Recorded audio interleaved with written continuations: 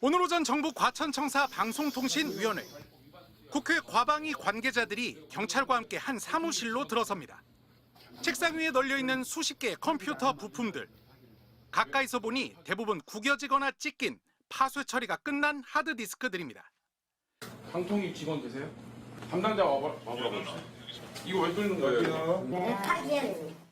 이날 방통위가 처분하려던 컴퓨터만 130대가 넘는 것으로 알려졌습니다. 위법 소지는 없냐는 질문에 방통위 측은 3년마다 내구 연한이 다된 제품들을 폐기하고 있다며 내부 공문까지 제시했습니다.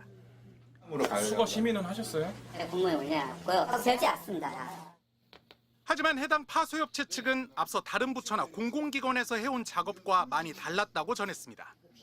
먼저 용역 의뢰가 전화로만 진행됐다는 것. 정부 관련 업무인데도 계약서나 공문, 과업지시서 같은 서류를 받은 게 없다는 겁니다.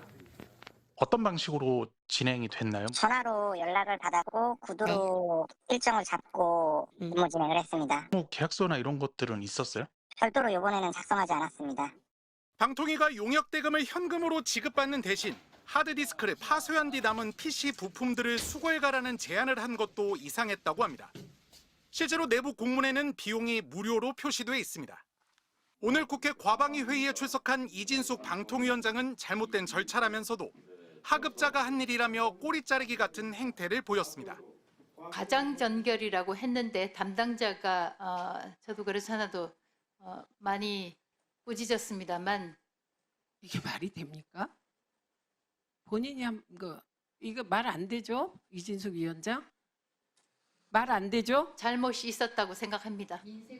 외부로 나가는 돈이나 문서 없이 폐기 작업을 진행한 건 방통위가 예산 사용 등 공식적인 기록을 남기지 않으려 했다는 의혹이 제기될 수 있는 부분입니다. 또 파쇄 대상이던 저장 장치에 이진숙 위원장의 위법적인 이인 체제 관련 문건들이 들어있을 경우 증거인멸 의혹도 함께 일 것으로 보입니다. 앞서 정진석 전 비서실장은 용산 대통령실 PC 파기 혐의로 고발돼 공수처와 경찰의 수사 대상에 올라 있습니다. MBC 뉴스 이동경입니다. 인수위 없이 임기를 시작하느라 전임 정부 장관들과 일시적으로 손발을 맞추고 있는 이재명 대통령. 매주 국무회의를 열어 부처별로 업무 보고와 토론을 이어가고 있는데 이 자리에서 이진숙 방송통신위원장은 대통령 임기와 방통위원장 임기를 맞춰야 한다고 건의한 걸로 알려졌습니다. 지난 19일 열린 국무회의 등에서 두 차례에 걸쳐 대통령과 방통위원장의 임기를 맞춰주기를 간절히 바란다는 입장을 밝혔다는 겁니다. 이재명 대통령이 국민의 눈높이에 맞는 방통위를 통해 방송개혁이 이뤄져야 한다며 개혁안 마련을 지시하자 임기 통일 문제부터 언급했다는 건데 이 대통령은 부정적 반응을 보인 걸로 알려졌습니다. 이 대통령은 그런 것만으로 방송개혁이 제대로 이뤄지기는 어렵다는 취지의 답변을 한 걸로 전해졌습니다. 이 위원장은 오늘 회의에서는 방송개혁안과 관련해 추가 발언을 하지 않았고 그간의 논의 과정을 담은 자료만 준비해 갔던 걸로 알려졌습니다. 해당 자료에는 방통위가 공영방송이사를 추천 임명하는 기존 방식부터 사장 선임 때 이사회에서 3분의 2 이상의 동의를 구하도록 하는 절대 다수제를 도입하는 방안 등의 대안이 담긴 걸로 전해졌습니다. 민주당과 언론시민사회계를 중심으로 논의 중인 방송개혁 법안과는 차이가 있는 내용입니다.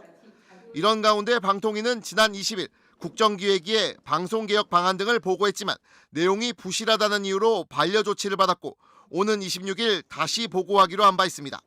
당시 이 위원장은 참석하지 않았는데 대리 참석한 김영관 사무처장 직무대리는 전임 정부 당시 방통위가 반대했던 방송 3법 등에 대해 찬성 의견을 냈습니다. 오늘 새벽 2시쯤 이진숙 방송통신위원장이 자신의 페이스북에 올린 글입니다. 작년 7월 취임하자마자 MBC 대주주 방송문화진흥회 이사진 개편을 강행했던 것에 대해 전임 위원장 때 시작된 절차를 자신은 의결만 했다는 취지로 말합니다. 그런데 기존 박문진 이사들이 집행정지 소송을 걸었다며 문제가 없는 의결에 트집이 잡혔다는 인식을 드러냅니다. 하지만 당시 후보자들의 당적 보유 여부도 허위 경력 기재도 제대로 확인되지 않았습니다. 회의록을 보면 이진숙, 김태규, 이인 방통위는 1시간 9분 동안 후보자 83명에 대해 별 논의도 없이 투표만 반복한 걸로 확인됩니다. 이 같은 졸속 임명에 대해 이 위원장은 대법원에서 최종적으로 제동이 걸렸다는 취지로 짧게 언급했지만 앞선 1, 2심 모두 방통위 2인 체제 위법성을 지적한 사실엔 눈을 감았습니다. 자신의 탄핵 소추안에 대한 헌법재판소의 기각 결정을 두고는 2인 의결을 해도 파면할 수 없다는 뜻이란 일방 주장을 거듭 펼쳤습니다. 그러면서 MBC 문제를 어떻게 할 것이냐고 되물은 뒤 MBC를 어떻게 할 건데? 라고 묻는 분들께 아이디어를 구한다고 밝힙니다. 이어 권한 행사를 못하도록 사법부가 묶어두니 답답하다며 이대로라면 전 정권 때 선임된 이사회가 MBC 다음 사장을 선임할 수도 있겠다는 말도 덧붙입니다. 부적절한 외압이자 보수의 여전사란 말을 듣기도 했던 이 위원장으로선 공직자의 정치적 중립 의무도 가볍게 여기고 있다는 비판이 나옵니다.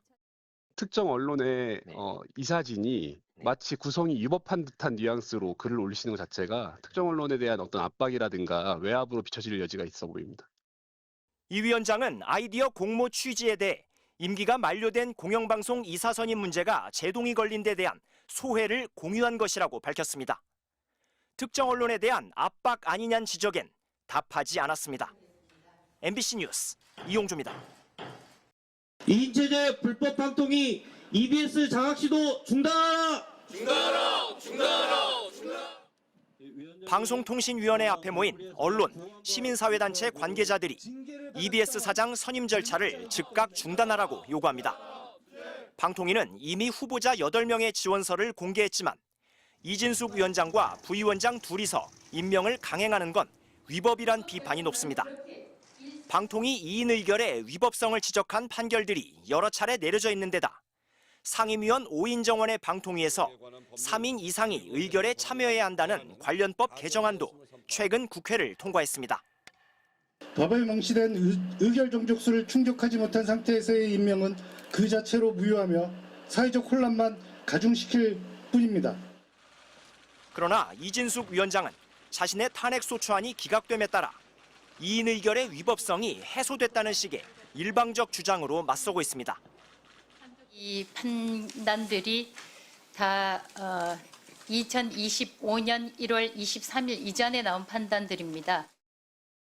더욱이 EBS 차기 사장에 언론 탄압 논란 이력이 있는 신동호 후보자가 내정됐다는 의혹까지 일고 있습니다. 이진숙 위원장이 MBC 임원이던 2013년 아나운서 국장이었던 신 씨는 공정방송 파업에 참가한 아나운서를 다른 부서로 방출했다는 비판을 받았고 2020년 총선 직전 MBC를 퇴사한 뒤 국민의힘의 전신인 미래통합당의 위성정당 비례대표로 출마했습니다. 2인 체제 방통위는 또 박근혜 정부 국정농단 사태 당시 최순실 보도를 막았다는 비판에 휩싸인 인물을 KBS 감사로 임명했습니다. 결국 EBS와 KBS 장악을 위한 알박기이고 언론계의 내란 세력들을 키워가겠다는 거 아닙니까? KBS 전 감사는 신임 감사 임명의 무효 소송과 집행 정지 신청을 법원에 냈습니다. MBC 뉴스 이용주입니다.